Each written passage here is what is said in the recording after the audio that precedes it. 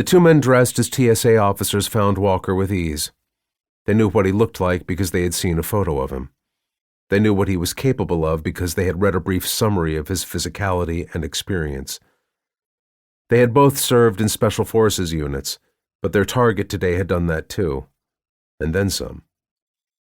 They knew it was him because he was 6'3" and 230 pounds, and he moved with the physicality of a pro athlete. He was 39 years old and in his physical prime.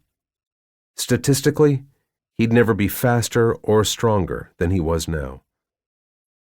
They knew he had about 20 years' experience with the military and CIA doing special ops work. Rated beyond excellent in hand-to-hand combat and the use of firearms. Capable. A man not to be underestimated. Which is why they had their weapons ready. Their orders were simple. Apprehend and render him to another country. Hands on holstered weapons made it clear to Walker that these guys were not here to chat. They were not sent to relay a message or warning about his mission. They were here to detain him. And he had a plane to catch. Walker was in LAX's Terminal 6.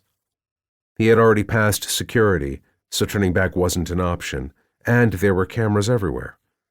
Locked doors and security up the wazoo, so running for it was not an option either.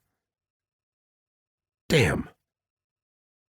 But he remained calm, because that was his general disposition, and because Buddha once observed that inward calm cannot be maintained unless physical strength is constantly and intelligently replenished.